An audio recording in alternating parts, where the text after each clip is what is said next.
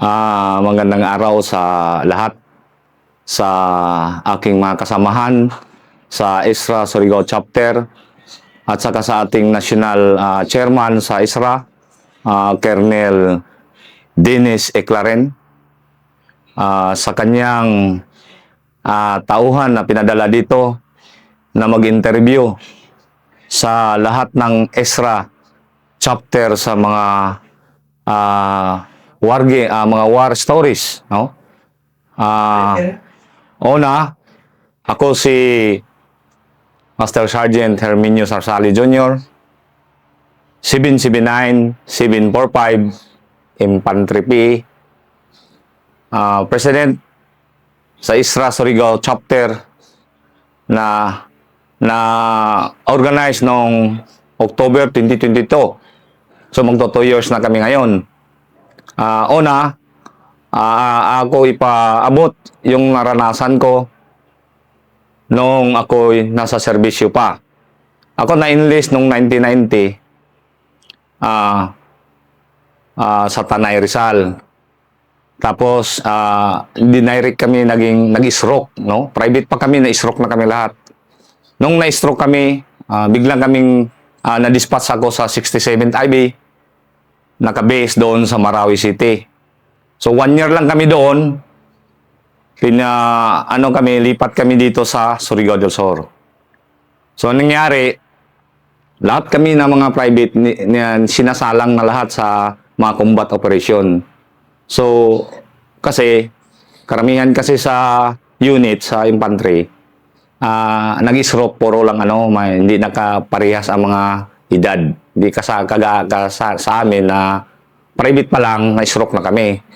So, pagdating dito sa area na nasainan namin dito sa Surigao, so, salang na kami sa combat operation. Buwan-buwan na combat operation kami yung nagli-leading. So, lahat ng konsepto sa Ranger Tactics, so, alam na namin yan dahil ang akala ko yung stroke, yun na talaga ang Ranger na regular. Kasi parang patay-patayan na talaga sa training. So ngayon na-adapt namin doon sa field. Kaya ang daming encounter, no? 1992 nalipat kami dito sa Surigao. Ang daming encounter. So makapasok kami ng mga kampo. Pero hindi kagaya sa ibang lugar na mag-sustain yung mga kalaban. Dito i-entertain ka lang, hindi magsusustain. Ang pinakamataas na enkwentro, 3 minutes to 10 minutes. Ayun, withdraw na yan sila. Karamihan dito, snipe. Kaya, karamihan sa ating sundalo na nangadali sa gera, doon sa mga Muslim area, ang daming experience doon. Dahil doon, hindi mo na ilocate yung kalaban. Di kagaya dito, parang naghahanap ka ng karayom. Kaya bihira na lang ng enkwentro na Noong 1994, nagre-ranger ako, regular ranger. Ang akala ko ayoko nang mag-ranger, pero sa nakita ko, parang maganda talaga kung madagdagan yung alam ko sa ranger talaga. Yung 1994 na ranger ako, class 116-94. So, alam na nyo kung anong nangyari sa Tanggumayk namin. Ito, ipatuloy ko lang. Kung narinig nyo yung kay Colonel Ragodo, yun ang actual nila na Pero sa akin ngayon, yung movement, no? Sa Ranger, na nandoon na namin yung mga nalaman namin sa visual tracking, kung ano-ano pa dyan. Karamihan sa visual tracking. Pagdating nung nangyari sa nila, ni Colonel Ragodo, yun sa second phase, pinarelax sila dahil ang daming nila. Parang bigay lang sa kanila na mag-heaven sila. Anong taon yan, sir? 1994. So ngayon, nag-resupply kami for second phase sa Tanggumayk. Ngayon, splintered na yung kalaban dahil na pasukan nila ni So splintered. Lahat ng section namin, puro naka-encounter na yan. Dahil kalat na sila Kalat na sila. Parang wala na sila sa walang control na sa kanila. Wala nang direksyon. Wala nang direksyon talaga. Nung sa amin na section, led by Colonel Oreo. Colonel ngayon, Brigade Commander ng Poroto. Siya yung section leader namin. Yung team leader namin, sa kabila, team leader si Oreo. Sa overall, siya ang section leader. Kasi yung team leader namin is Corporal. Corporal Alit, Corporal Rodriguez. So ngayon, kasi Rigodon yun eh. Rigodon yung concept. Dahil maganda talaga ang epekto, kasi lahat ng mga battalions infantry, galing kami sa Maasin Bukid noon, walang mga infantry pinamove. Hindi nila alam na may papasok na ranger sa area. So parang hindi bulabog talaga. So ngayon, matagal ako sa area, 2 taon ako lakad-lakad yung bukid na bundok na yan. Pero nung nag-ranger ako, nagbalik ako sa area, yun pa rin. Andyan pala sila, ang laki pala. So base camp, malaking kampo talaga. May 40 ka bunkers. At saka may pispan, may hospital pa sila. So ngayon, ano ko na, yung nangyari sa second phase, naglakad kami, may mga nakita kaming trackings na may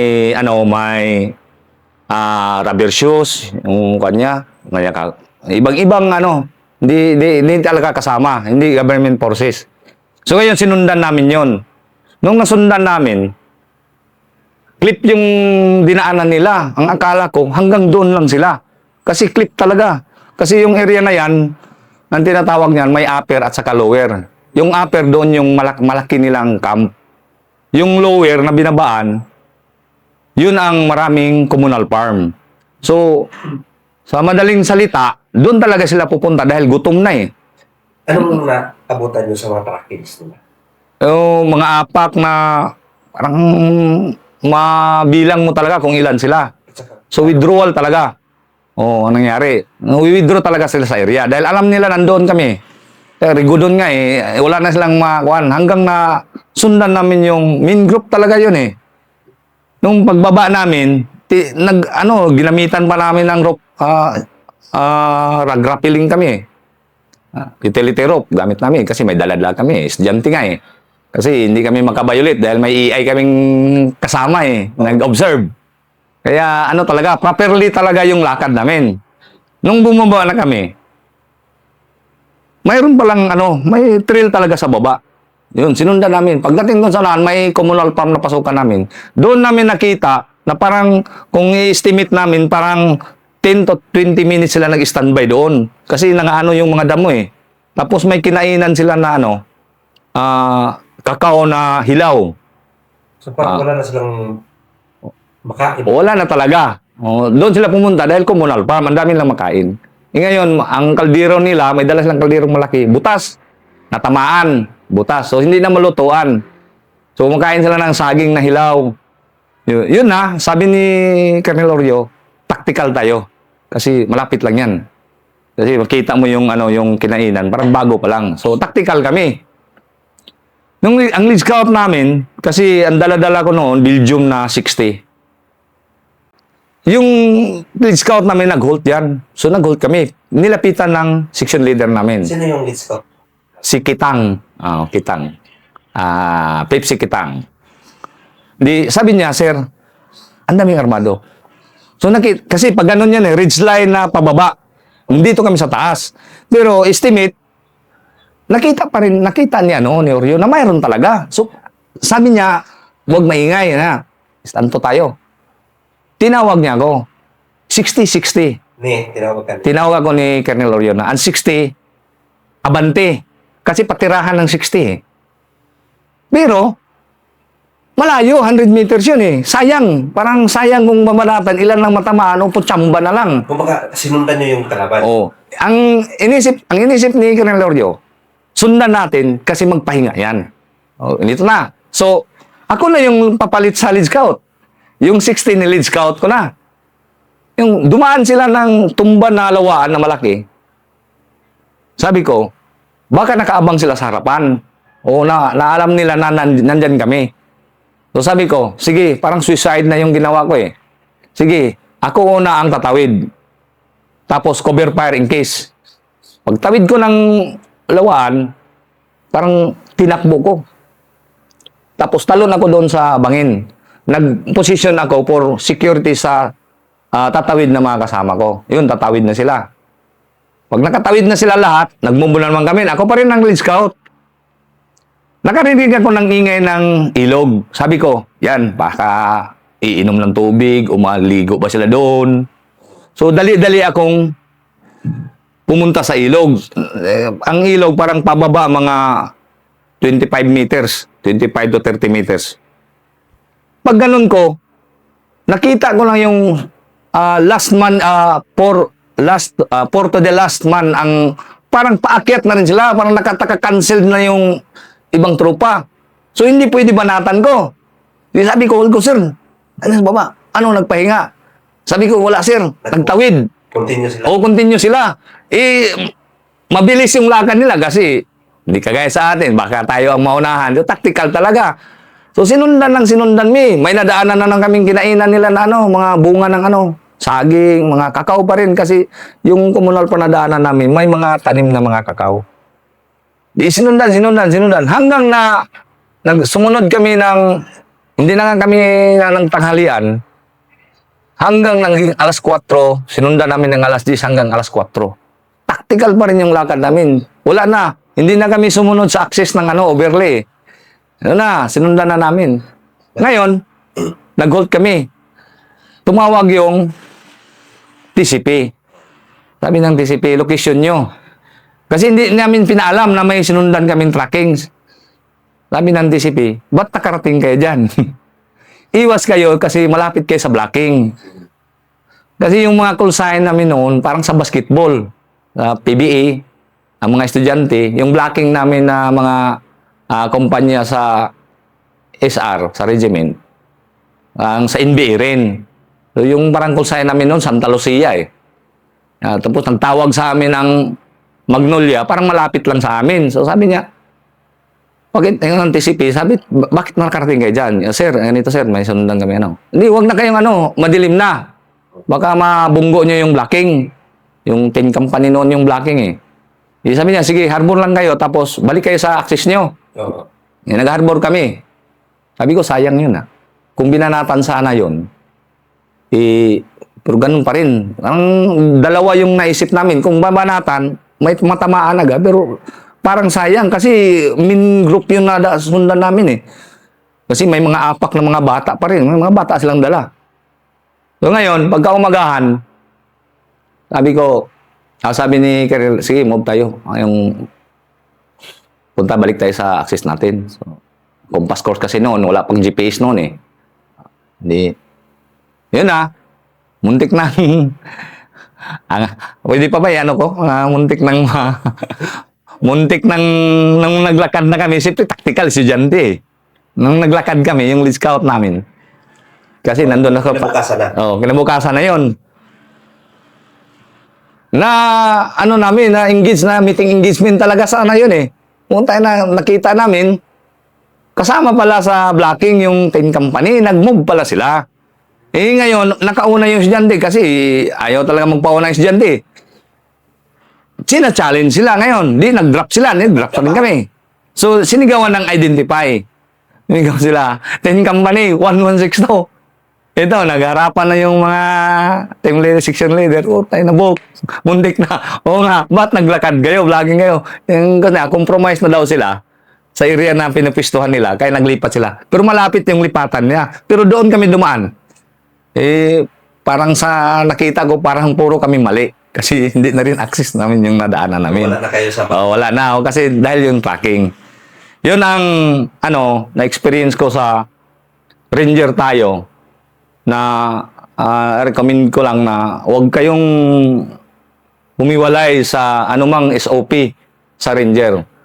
Kasi ang laking tulong. Kasi dito sa NPA area, di kagaya sa Muslim area na hindi na tayo mahirapan. Dito, ang hirap. Kaya lahat ng nakadaan dito sa area na to sa Surigao, ang daming history, istorya na nangyari kasi ang daming nadali dito, sa karamihan sa infantry, dahil sa unang araw ng lakad, tactical pa yon. Pero pagdating sa 3 araw, parang pumunta ng pista, ang ingay-ingay, o kaya naisahan tayo. Kung sa akin lang, kung ano ang SOP hanggang katapusan na yan sa supply nyo na maubos, ganun pa rin, walang kumpiyansa. Karamihan dito, wag kayong dadaan sa daan kasi doon palagi ang alam ni Colonel Eclarin dahil matagal din siya dito. So, yun lang ang experience ko kung sa encounter na war dito sa Isrok pa ako, ang dami pero hindi kalakihan sa oras, 30 minutes, 20 minutes, maraming kampo na pasok namin, pero ganun pa rin, walang naabutan kasi mas idlas pa sa oo, yung tikasan talaga sa Bisaya pa, mga tikasan. Hindi mo maabutan. Mag-iigil ka lang. Oo. Pero wala pa akong nakita dito sa nasayan sa Surigao na may encounter talaga na ang tagal. So, karamihan dito, tayo ang nalologi. So, yun lang. Salamat sa nagpaabot kay Colonel Clarin. Sa akin lang, may akong kasama doon hinihintay. Ang story niya parang sa Muslim area din. Okay. Basta, Kasama yun. nung time, sa pagdadala ng tao, nung ikaw na yung nagdadala, may meron na o ano yan, ano yung hindi mo rin makalimutan na karanasan lang lalo sa operation Yung nakaranasan namin, yung o sa encounter? naabutan namin yung walang tubig. Yun talaga. Yung walang tubig. Kasi, alam mo, itong area dito, Virgin Parish pa talaga to, kung tutuusin, no? Kasi dito ako isinilang may lugar dito na halos, hindi tawag na pagang. Parang ang tubig dito, nag-a-absorb. Kung hindi ka makapasok ng mga kuweba, ano ba yan dyan? Nandiyon ng tubig. Mayroon ding area na may tubig marami. So, ang experience ko lang din dito, sa katagal-tagalan, nung sa infantry pa ako, ang katagal-tagalan dito, pag umabot kayo ng 1 buwan, ang dami ng mamamaga na paa, nasusugatan dahil sa iwan ko kung anong nangyari, dahil sa tubig siguro.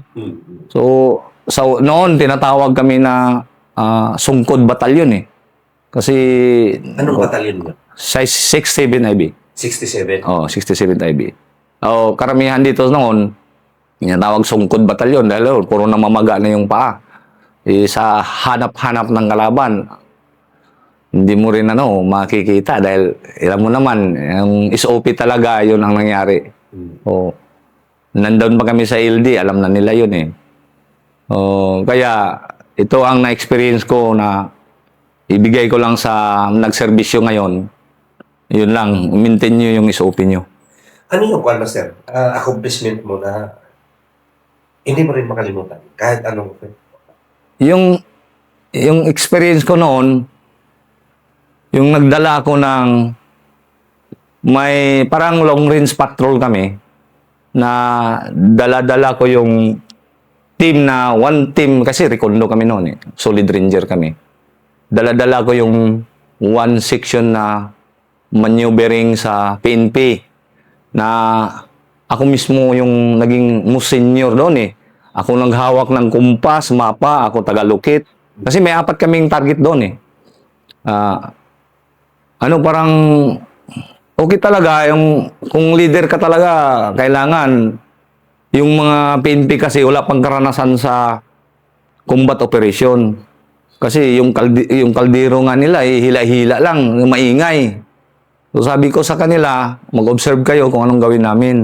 Para kung gusto niyo maka-experience ng ganito, observe lang kayo. Kasi ganito, bakas, kasi sabi pa ni yung nag-interview sa akin, itong insurgency sa ganito, hindi talaga ito sa army noon.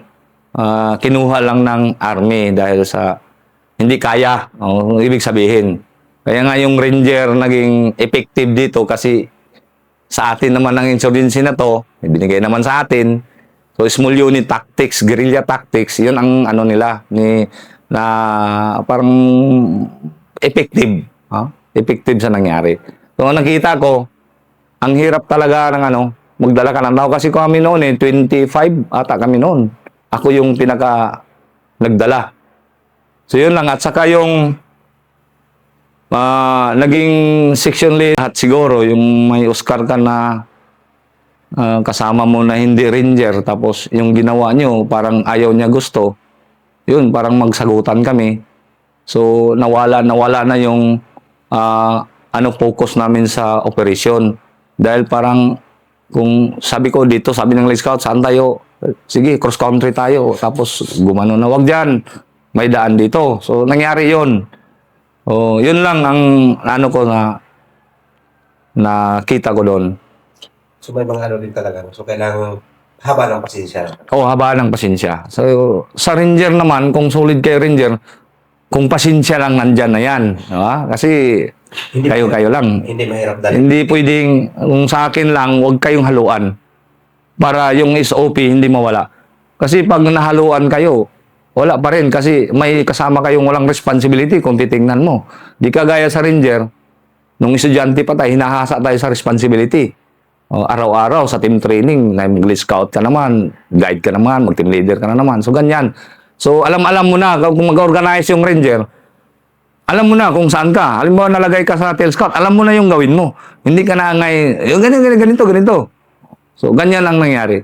So, maganda talaga kung may mga plan yan ng mga mag-Ranger. Mag-Ranger kayo. Maganda yan. Yung one, Master, sa 67 IB,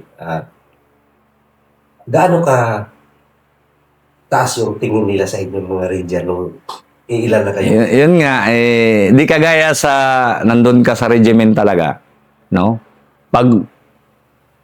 Pag-report mo doon, parang ikaw pa yung matakot dahil daming senior. Di kagaya sa infantry. Parang ina-appreciate yung nangyari sa sa schooling mo na parang kung nandyan ka sa kumpanya dati, ayaw na nila ibigay kayo sa kumpanya. Parang dito na, parang ang tingin sa mga Oscar nyo doon sa infantry, parang maganda to. Mapakinabangan talaga to. May mga Ranger tayo. So at saka, lahat ng movement ng mga Oscar natin at saka sa commanding officer natin, kailangan gamit talaga kayo. Backup, escort, yun. Kaya nga noon, may ko ng order na mag-port company, hindi ako binigay ng CEO ko. Dahil mawalan siya ng Ranger. Kasi parang 4 kami na kukunin sana sa port company. So malaki ang tiwala. So malaki ang tiwala. Gamit talaga sa infantry. So, Kasi ilan lang kayong Ranger doon? sa Ranger namin doon, parang sa Recondo, yan, may Ranger, pero karamihan Ranger, may SF din. Kasi mga specialization yan, mga specialized yan. So yun ang, sa batalyon, sa infantry, na hinahalo kayo SF at saka Ranger. Pero mostly Ranger.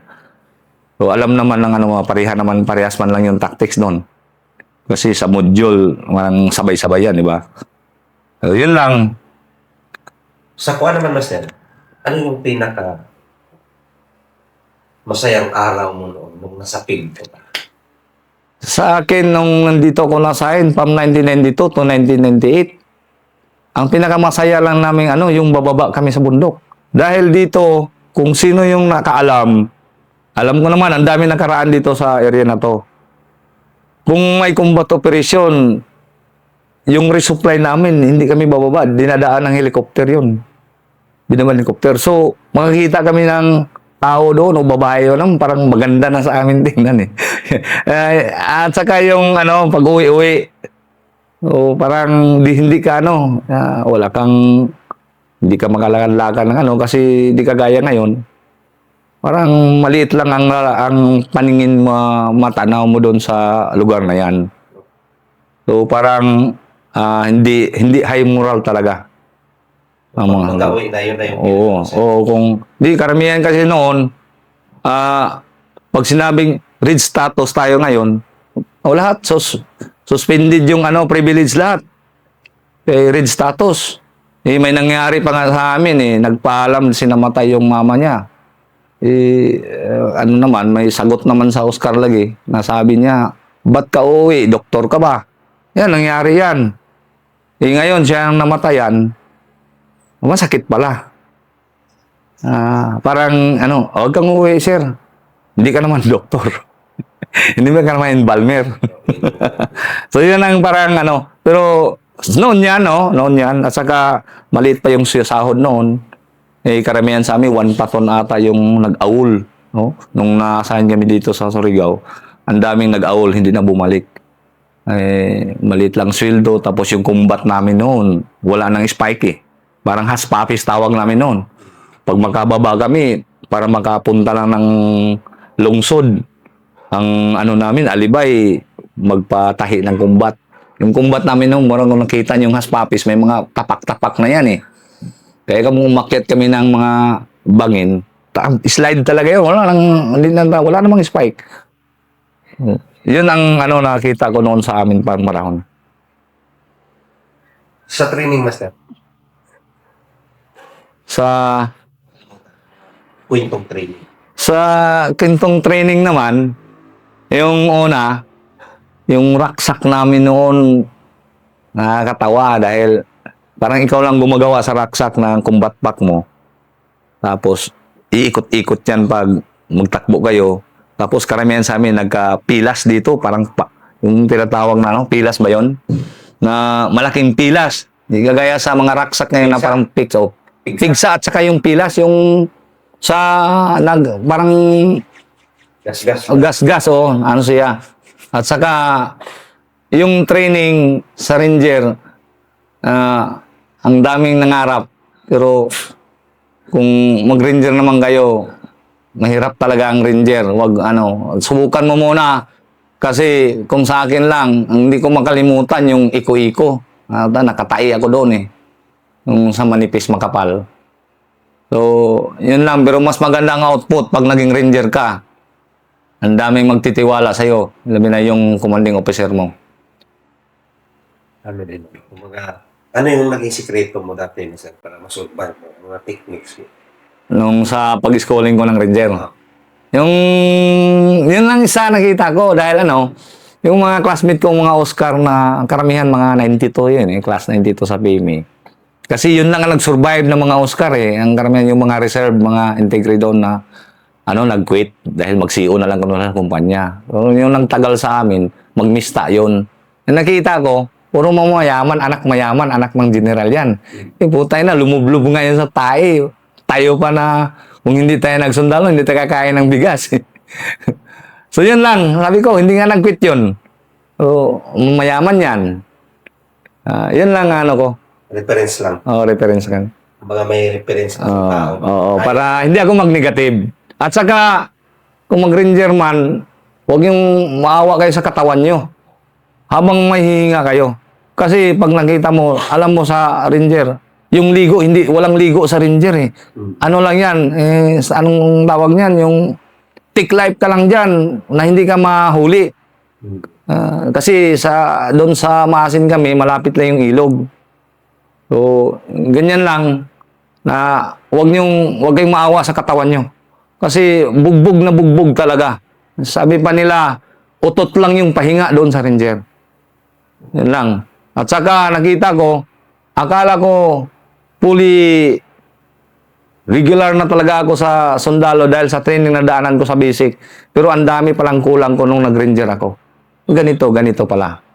At saka, pag nag-graduate ka ng Ranger, malaking bagay at saka makadala ka ng tao. Kasi alam na alam mo talaga lahat. Kahit saan, sa mapa, alam na alam mo. Nung ako nagsundalo, hindi ko pa alam yung mapa. Pero nung nag-Ranger ako, so ganito pala. So makadala ka ng tao. Kung magdala ka man ng tao dahil mag-senior ka na, mga junior kasama mo, madala mo sila sa alam na alam mo. Ayun lang ba talaga. Okay, Master.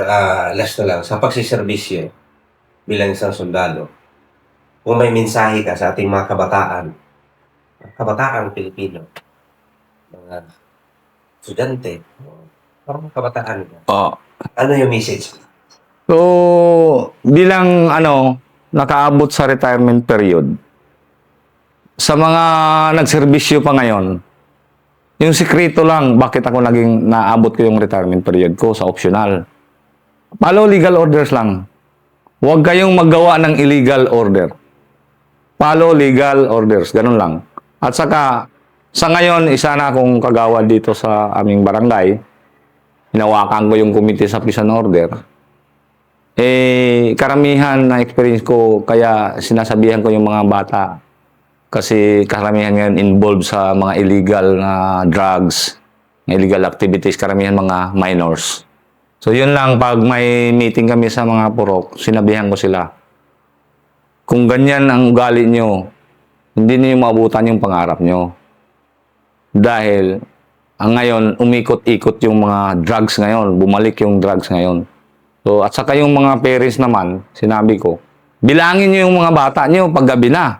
Sabi pag 10 o'clock, kasi ang curfew dito is 9 to 10. So, nirevive yun noon 10, ngayon nirevive yun sa minors. 9 na talaga ang curfew dito sa minors.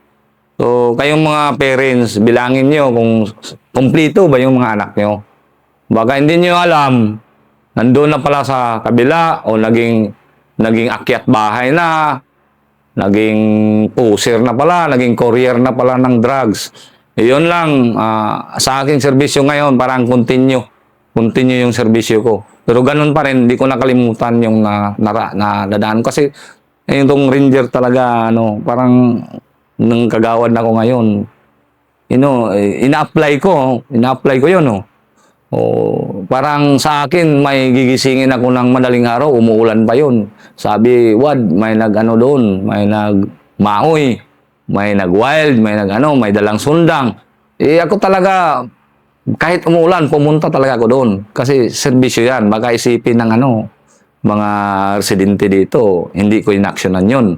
At saka, mahiya naman ako, ginising si Kagawad, hindi dumating dahil umuulan. I-ranger naman ako, alam nila eh. So, kahit umuulan, sabi pa ng misis ko, basa ka na naman, walang tulog. Ganyan talaga. Kasi ranger tayo eh. Hindi ko nawala yung ranger ko. Kahit na nadulas ako, ranger. Ganun ba? Hindi ko ranger. So, yun lang. Sa mga gustong magsundalo, Master. Ano? Sa mga gustong magsundalo. Sa gustong magsundalo, dito sa area namin, halos kung bibilangin ko, mga 1 platon na to. Dito lang sa purok, parang 2 purok lang yan ako. Itong malapit sa akin. Parang mag 1 platon na dito. Hanggang may Oscar na nga kaming kapitbahay. So, yun lang kung may plano kayong magsundalo, basta kung anong pangarap nyo, huwag nyo lang isipin, ang isipin natin, pag sa sundalo ka, parang safe na yung pamumuhay mo.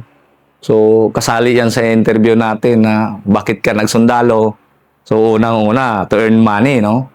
Kasi parang stable talaga kung So, nandiyan ka sa sundalo. napakaganda ang sundalo. Napakaganda. Sa ngayon, noon parang pa. Ngayon, smooth na talaga ngayon. At saka, ang sundalo ngayon, hindi lang panggira, no? Karamihan sa atin sa, may mga linog o mga kalamidad na darating. Andyan ang mga sundalo. Kasama yung mga agencies sa rescue, sa police. Pero number 1, makikita mo, andyan talaga ang sundalo. Dahil nandyan sila sa, parang geographical na talaga. Nandyan sila sa area. Andali lang makalabit mo yan. At saka maraming tropa.